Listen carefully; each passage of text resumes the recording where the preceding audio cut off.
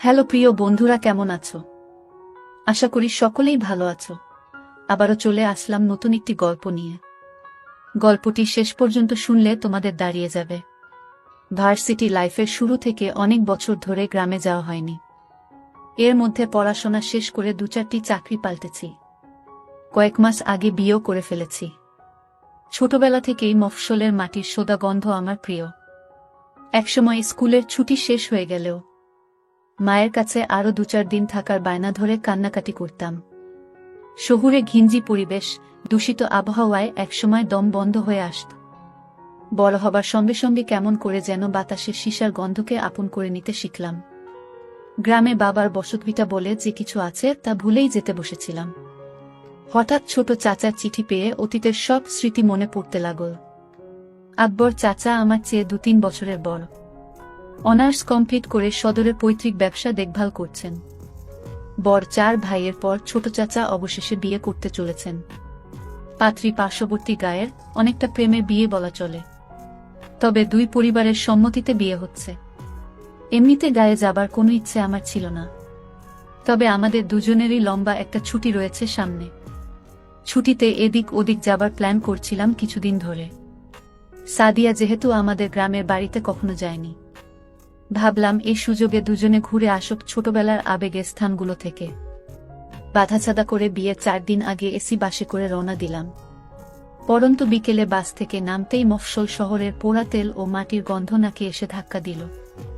রিকশা করে 8 ঘন্টা পর বাড়ির উঠোনে এসে নামলাম। আকবর চাচা নতুন ঘরের বারান্দায় বসে কয়েকটা লোকের সঙ্গে আল্পচারিতায় মগ্ন ছিলেন।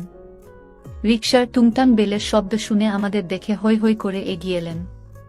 ছোট বড় চাচাত ভাই বোন, চাচা চাচিরা এসে ঘরে ভিড় করতে লাগলেন।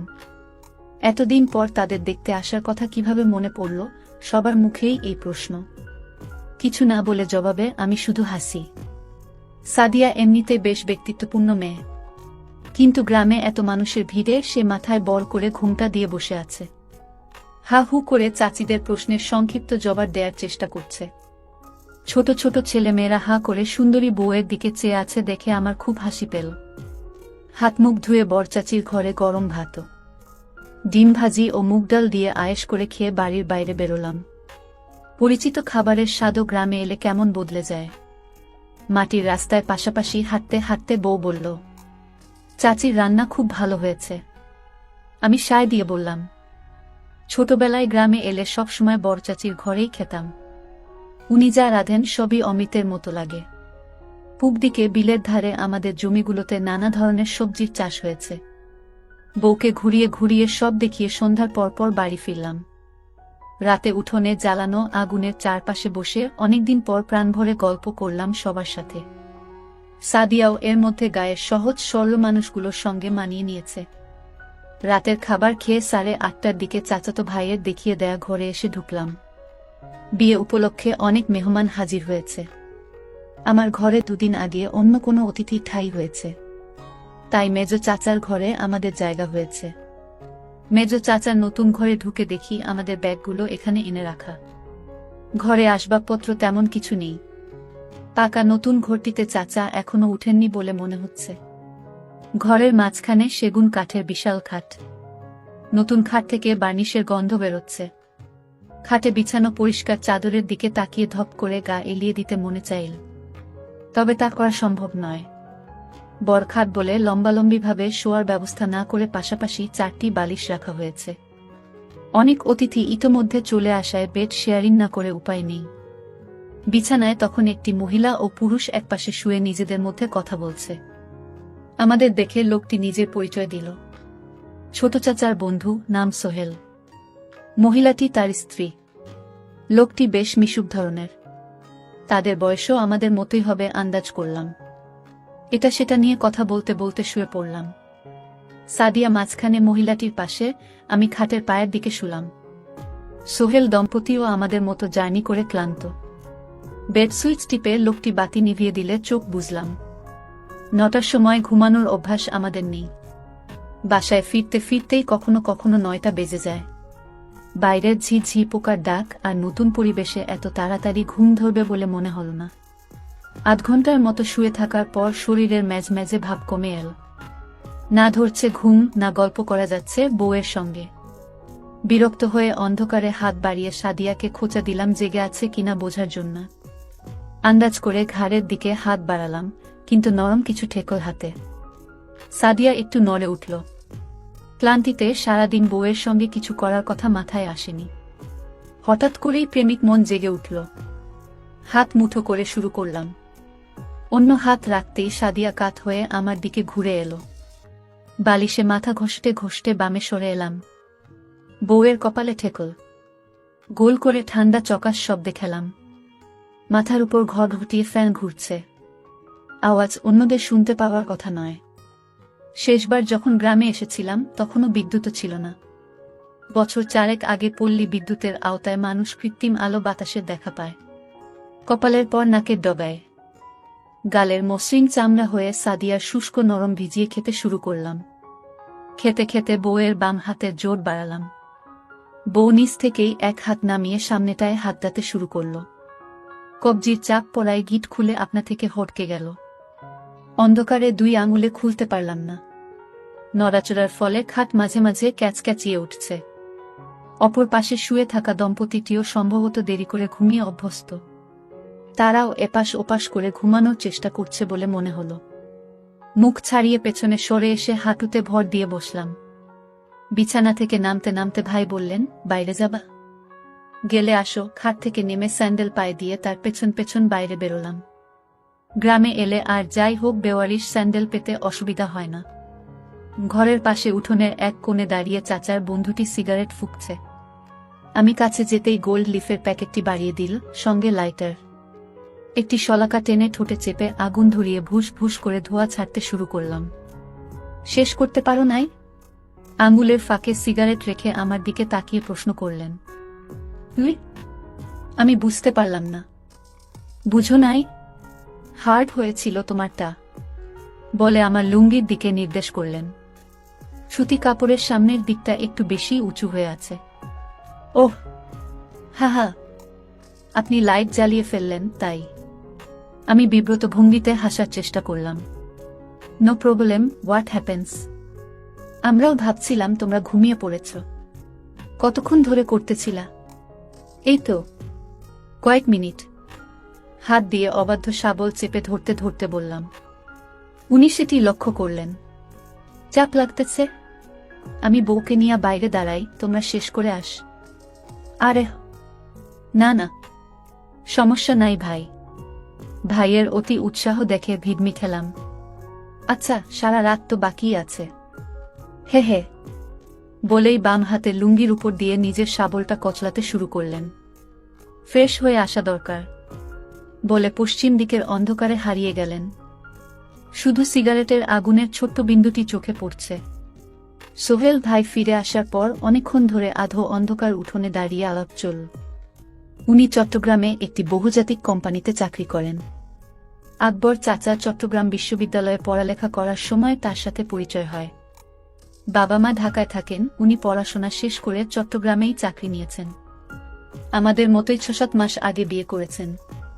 তবে আমাদেরটি প্রেমের বিয়ে হলেও তাদেরটি পারিবারিকভাবে হয়েছে। সোহেল ভাই আমাদের চেয়ে কয়েক বছরের বড়, তবে উনার স্ত্রী আমার চেয়ে বয়সে ছোট। কথা বলতে বলতে দুজন বেশ সহজ হয়ে এলাম। কেউই কিছুক্ষণ আগে বিব্রতকর পরিস্থিতির কথা আর তুললাম না। সিগারেট শেষ করে বাথরুম হয়ে কলের ঠান্ডা পানিতে হাত মুখ ধুয়ে নিলাম।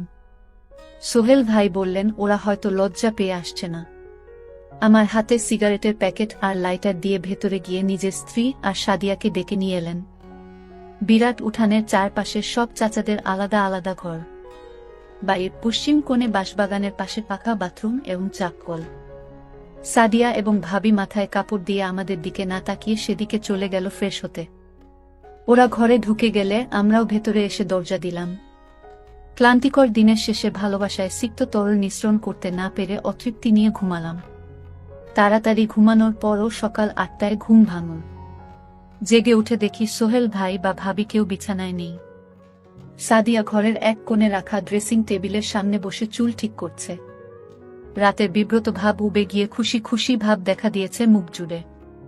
চাচাত বোনেরা বলেছে নাস্তার আগে ওকে নিয়ে গ্রামে ঘুরতে বেরোবে, তাই হালকা সাজগোজ করে নিচ্ছে।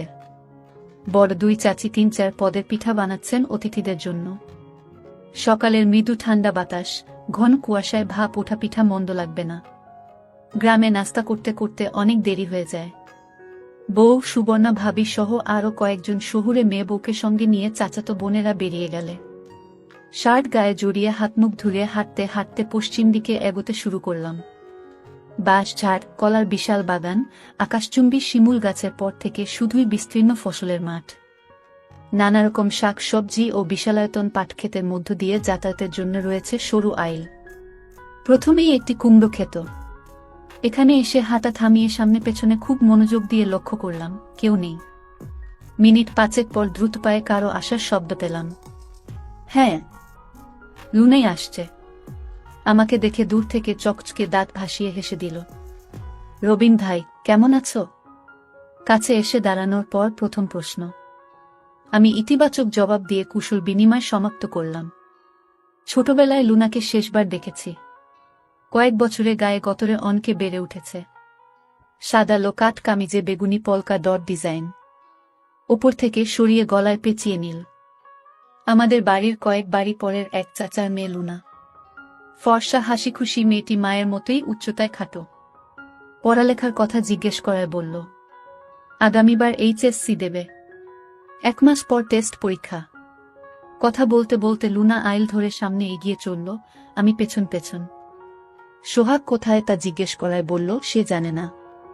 হাঁটতে হাঁটতে কয়েকটি জমি পেরিয়ে একটি পাট ক্ষেতের সামনে দিয়ে যাবার সময় হঠাৎ থেমে ১০ ফুটি মোটা মোটা পাট গাছগুলো দুহাতে সরিয়ে ভেতরে এক পা রেখে লুনা পেছন ফিরে বলল, এই দিক দিয়ে আসো রবিন ভাই। চারদিকে আরও একবার তাকিয়ে দুরু দুরু বুকে লুনার পেছন পেছন পাট সরিয়ে ভেতরে ঢুকে পড়লাম। ৪-৫ কদম যেতেই দেখা গেল পাট কেটে সরু পথ তৈরি করা আছে। হাঁটতে হাঁটতে ক্ষেতের মাঝখানে পৌঁছে দেখি বেশ খানিকটা পরিষ্কার জায়গা। আশেপাশে লম্বা পাট খোলা জায়গার উপর ঢলে পড়ায় সরু গলি বা চট বিছানো। এই জায়গাটুকু উঁচু কোনো স্থান থেকেও কারো নজরে পড়ার কথা নয়। স্যান্ডেল খুলে লম্বা করে পাতা চটের উপর দাঁড়িয়ে তার উপর ফেলে দিল লুনা। আমার তাড়াহুড়ো দেখে লুনা খিলখিলিয়ে হেসে ফেলল। আমি যে খুব একটা পাগল মানুষ তা নয়, কিন্তু গ্রামে এলেই পুরানো বন্ধুবান্ধবদের সঙ্গে দেখা হয়ে যায়। কাল রাতে সোহাগের সঙ্গে দেখা হলো কয়েক বছর পর। দেখা হবার পর থেকেই মেয়ে মানুষ নিয়ে রসালো সব গল্প করতে শুরু করল। গ্রামে সবসময় ২-৪টে মেয়ে থাকে যারা একটু সাহসী হয়। পুটিয়ে ফেলতে পারলে এদের নিয়ে মন ভরে। শহুরে কোনো ব্যান আমি গ্রীষ্মের ছুটি পেলেই গ্রামে চলে আসতাম। সারাদিন বনে বাদারে ঘোরাঘুরি, কাঁচা পাকা নানান জাতের ফল খাওয়া আর কাছের দূরের চাচাত ভাই বন্ধুদের সঙ্গে ঘুরে বেড়ানোই ছিল কাজ। কাঠফাটা গরমে বাড়ির পুবপাশে নদীতে ছেলেরা সাঁতরে বেড়ায়। আমি পাড়ে বসে মগ দিয়ে পানি ঢেলে গোসল করি। সেবার সাঁতার শিখব বলে জেদ চেপে গেল। জিন্স প্যান্ট আর গেঞ্জি গায়ে পানিতে নেমেই হাবুডুবু খেলাম। বন্ধুরা বলল এরকম ভারী কাপড় চোপড় নিয়ে সাঁতার কাটা যাবে না, এসব খুলে পানিতে নামতে হবে। ছেলেরা সবাই লুঙ্গি গুটিয়ে কাঁচা বেঁধে সাঁতার কাটে। লুঙ্গি পরার অভ্যাস আমার ছিল না। শহরে বড় হওয়ায় ছোটবেলায়ও কারো সামনে উন্মুক্ত হতে পারতাম না। সেদিন দেখা গেল জিন্স না খুলে সাঁতার কাটা সম্ভব হবে না। জেদ চেপে যাওয়ায় গেঞ্জি প্যান্ট খুলে নদীতে ঝাঁপিয়ে পড়লাম। নাকানি চুবানি খেতে খেতে প্রথম দিনই পানিতে ভেসে থাকার কৌশল অনেকটা আয়ত্ত করে ফেললাম।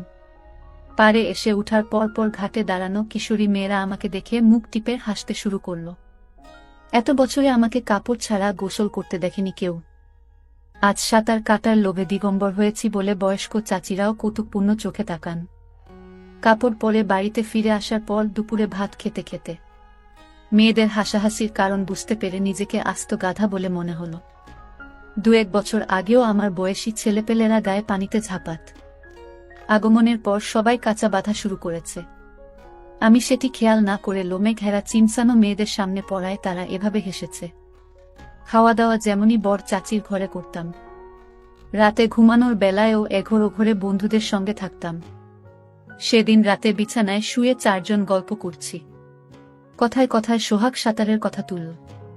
বলল, কালো আমার উন্মুক্ত হয়ে পানিতে নামা উচিত। এ কথা বলার কারণ হলো আবারও মেয়েদের সামনে আমাকে হাসির পাত্র হতে দেখা।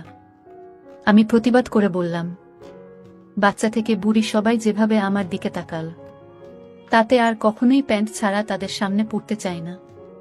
খোকন নামের ছেলেটি বিছানার অন্য পাশ থেকে বলল, আমার দেখে মেয়েরা হেসেছে। খোকনের কথার পিঠে সোহাগ জিজ্ঞেস করল, আমারটা দাঁড়ায় কিনা। ইতস্তত করে বললাম, মেয়েদের নিয়ে চিন্তাভাবনা করলে লম্বা আর শক্ত হয়। খোকন জানতে চাইল আমি কাজ শুরু করেছি কিনা। প্রথমে ওসব ব্যাপারে কথা বলতে চাইছিলাম না, কিন্তু ওদের জোড়াজুড়িতে মাঝে মাঝে হাতের কাজ করার কথা বললাম। হাতের কাজ শেষ হলে যে অস্বাভাবিক আনন্দ দেহ ঠান্ডা করে দেয় এ ব্যাপারেও বললাম। খোকন জিজ্ঞেস করল, পক্ষী দাঁড়ালে এটি দিয়ে কিভাবে মেয়েদের সঙ্গে ধুপুর ধাপুর করতে হয় তা জানা আছে কিনা। আঞ্চলিক নামের ব্যাপারে পূর্বে কোনো ধারণা ছিল না, তবে ইচড়ে পাকা বন্ধুর বাসায় ভিসিআরে ভিডিও দেখে ভালো ধারণা অর্জন করেছিলাম। বন্ধুটি বাবার মুভি কালেকশনের মাঝে কতগুলো ওই টেপ পেয়ে যায় এবং ঘনিষ্ঠ 2-3 জনকে দেখার সুযোগ দেয়। খোকনকে বললাম, ধুপুর ধাপুর করার পদ্ধতি জানা থাকলেও কখনো করার সুযোগ হয়নি। শুনে ওরা অন্ধকারে কিছুক্ষণ মুখ চাওয়াচাওয়ি করল। খোকন বলে উঠল, কাইলকা দুপুরে আমাগো লগে আইবা গোছর কইরা, তোমারে মজার জিনিস দেহামু। আপনির বউ কই রবিন ভাই? শক্ত কাপড়ের প্রশ্ন শুনে কল্পনা থেকে বাস্তবে ফিরে এলাম। বাড়ির মেয়েদের সাথে ঘুরতে গেছে মনে হয় বলতে বলতে টেনে তুলতে শুরু করলাম। লুনা হাত উঁচু করে তুলে ধরে সাহায্য করল। আপনের বউ নাকি খুব সুন্দর, আমারে দেখাইবেন না? ডান হাত পেছনে এনে দিয়ে লুনা জিজ্ঞেস করল, হুই আজকা আইসা পইডো বিকাল কইরা, আলাপ করাইয়া দিমু? কাপা ধরা গলায় জবাব দিলাম।